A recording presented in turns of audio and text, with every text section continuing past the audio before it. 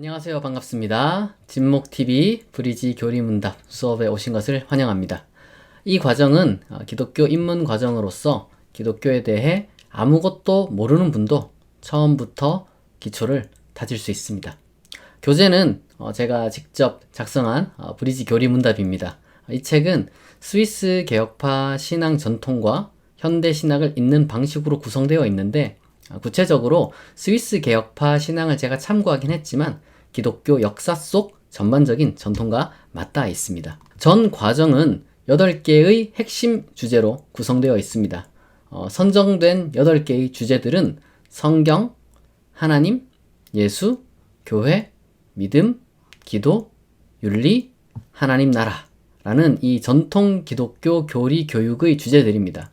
하지만 추가적으로 현재 세계에서 가장 많은 교회가 수용하고 있는 사도신경에 대한 해설이 추가되어서 이 과정은 총 9개의 과정으로 구성되어 있습니다.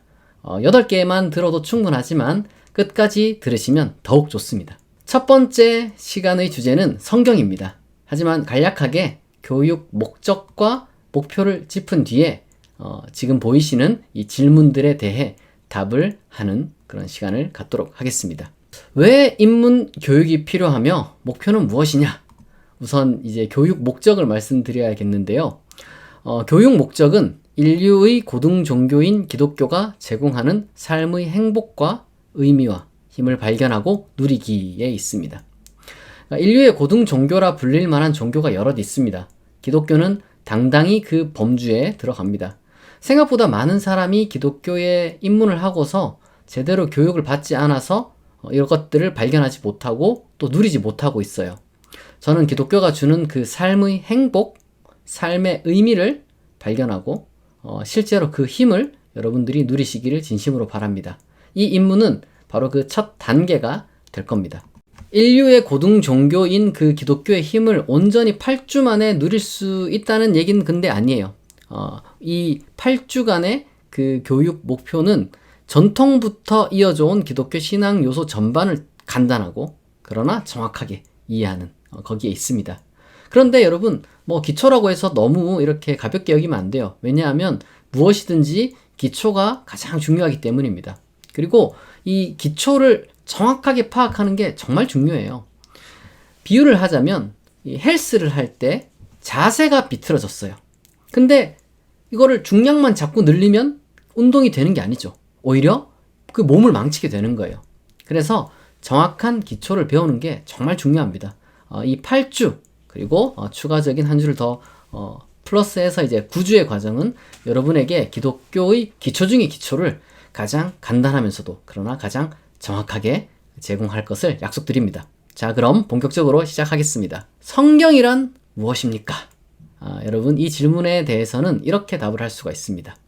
성경이란 사람들이 구원에 이르며 성화의 삶을 형성할 수 있도록 기독교 보편교회가 기독교 신앙의 표준으로 받아들인 책을 의미합니다. 다른 책들과 구별하기 위해 정경이라고도 부릅니다. 이 정경이라고 불리는 책들 외에 다른 책들이 많이 있어요. 위경 또는 외경 이렇게 이제 불리는 책들이 있고요. 그리고 그 외에도 신앙서적도 많이 있죠. 그리고 또 연구를 열심히 한 우리 신학자들의 신학서적도 많이 있습니다. 저는 외경이나 위경이나 신앙서적이나 신학서적 그 모든 것들이 다 가치 있다고 생각을 하지만, 그러나 어떤 신앙적 주제의 사안에 있어서 가장 권위를 갖는 것이 기독교 내에서는 무엇이다라고 우리가 이제 얘기를 해야 되냐면 성경이다. 그래서 이 정경이라는 거예요. 정경. 그러니까 신앙의 표준으로 받아들인 책이 정경이라고 하잖아요. 이제 신앙의 표준이라는 말이 바로 그러한 의미로 신앙적 주제에서 이제 가장 권위를 갖는 근거가 뭐냐라고 했을 때 이제 성경이 바로 그러하다라고 우리가 볼 수 있는 겁니다. 자, 그렇다면 이 성경은 총 몇 권으로 이루어져 있을까요? 성경은 66권입니다. 너무 쉬운 그런 대답이지만 이스라엘 유대 종교의 39권과 초기 기독교의 27권으로 이렇게 구성되어 있습니다. 하나님과 언약을 맺은 관계라는 기독교 신앙 이해에 따라서 기독교 교회는 전자, 그러니까 이제 39권을 옛 언약 혹은 구약이라고 부르고요. 그리고 후자를 새 언약 혹은 신약이라고 부릅니다.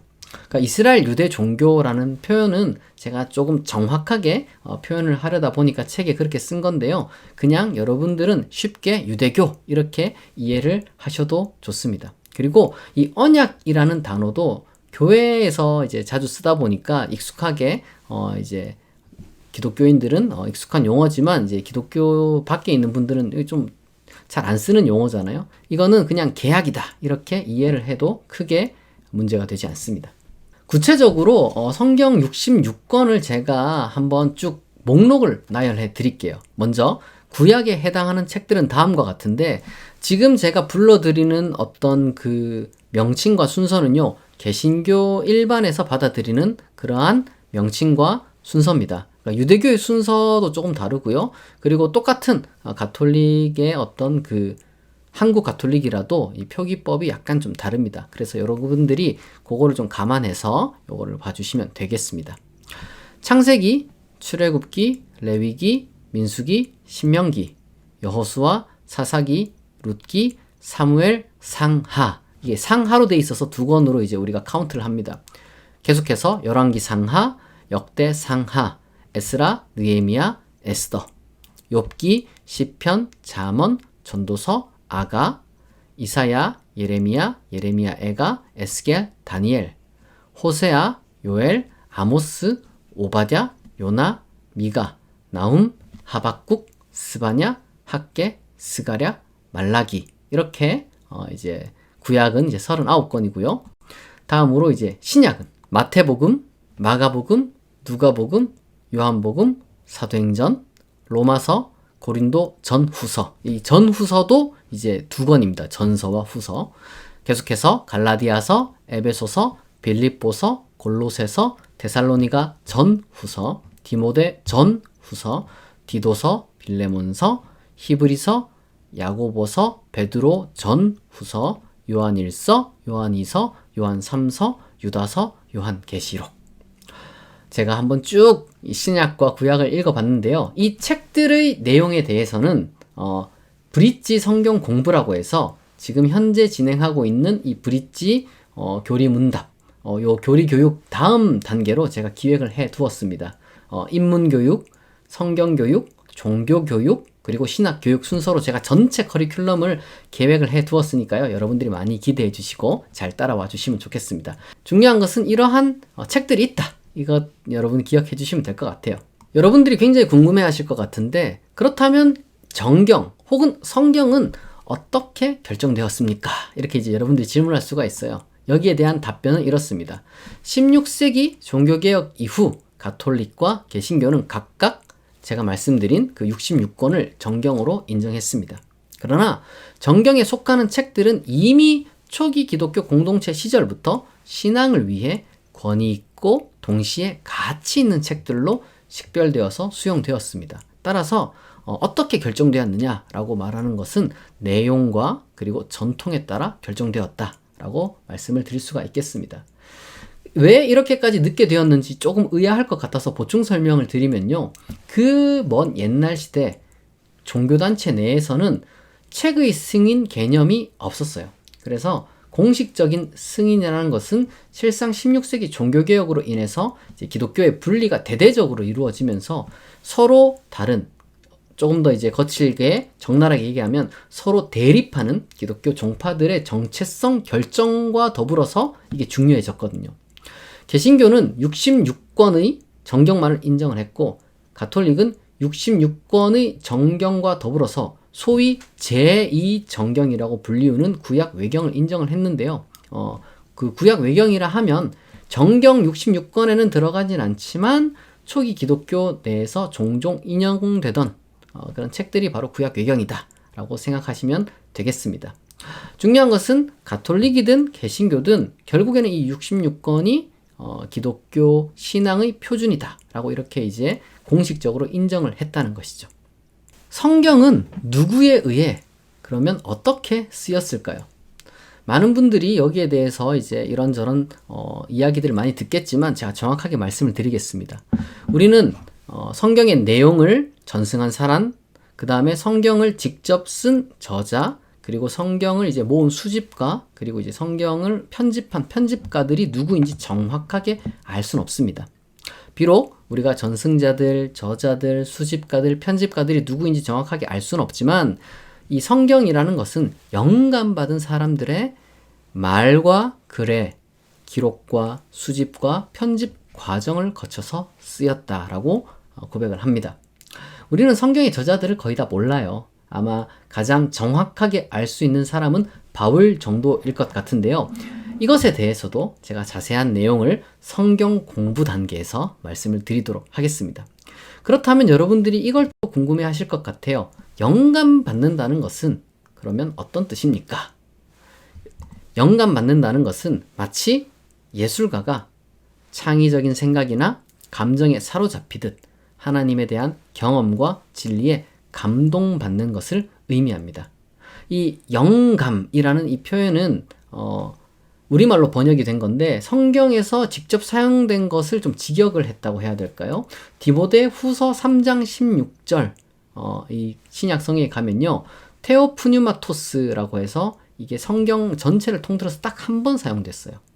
직역하자면 하나님이 숨을 불어넣으셨다라는 굉장히 이제 시적인 표현인데 중요한 것은 그 의미가 뭐냐? 하나님에 대한 경험과 진리에 이제 감동을 받았다.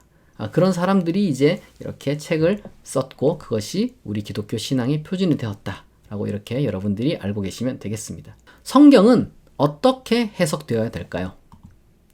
성경은 구원과 성화를 위한 진리를 담고 있으므로 신앙과 사랑이라는 목적에 맞게 해석되어야 됩니다. 따라서 그 목적을 성취함에 있어서 다양한 해석이 용납될 수 있습니다. 그러나 그 외의 목적으로 해석되는 건 제한되어야 합니다. 성경은 누구나 읽고 해석할 수 있지만 먼저 합당한 교육을 받는 것이 옳습니다. 이 내용을 조금 더 보충 설명하자면 사실 여러분 성경 그 자체로 읽어도 대단히 훌륭해요. 여러분들이 이제 성경을 저는 많이 읽었으면 좋겠고 정말 곱씹으면 곱씹을수록 그 내용이 얼마나 귀한지 여러분들이 스스로 느끼셨으면 좋겠어요. 마치 어떤 정말 재밌는 그런 어떤 영화나 드라마가 있는데 옆에서 아무리 얘기해도 직접 보는 것만 못하겠죠. 그런 거랑 똑같다고 저는 생각을 합니다. 그런데 이제 간혹 어려운 내용이 있어서 해석이 필요할 때가 있거든요. 그때 제대로 된 해석을 들으면 정말 그 가치가 더 빛나고 그 감동이 2배가 되겠죠. 누구나 성경을 읽고 자유로운 해석을 내어놓을 수는 있습니다. 그러나 저는 이 건전한 신앙을 위해서는 반드시 합당한 교육, 다시 말해서 신학 교육을 받아야 한다 이렇게 생각을 해요. 무슨 말이냐면 우리가 어떤 그 영화나 드라마랑 좀 다른 것이 뭐냐면은 영화랑 드라마는 그냥 내가 보고 감동받은 것을 이제 나누고 하는 거는 그냥 이제 주관적인 어떤 감상이니까 그런 감상들마다 사람들이 달라도 그냥 너는 그렇게 느꼈구나 이렇게 생각하고 끝인데 이 아무래도 경전이라는 것은 신앙이라는 것과 연결되어 있기 때문에 조금 더 사람들이 진지해지고 조금 더 어떤 그 중요한 그 어떤 그 문제에 이제 집중을 하기 때문에 잘못했다가는 사람 인생이 망칠 수도 있고 잘못했다가는 또 어떤 인간 관계 속에서 큰 불화나 분쟁이 발생할 수가 있어요. 그래서 우리가 건전한 신앙을 위해서는 이 합당한 교육을 받아야 된다. 이렇게 저는 생각을 합니다. 신학 교육을 그럼 어디서 받습니까? 이렇게 물어볼 수가 있는데요. 전문 기관인 대학에서 정식으로 신학과를 들어가서 교육을 받는 것이 제일 좋은데요.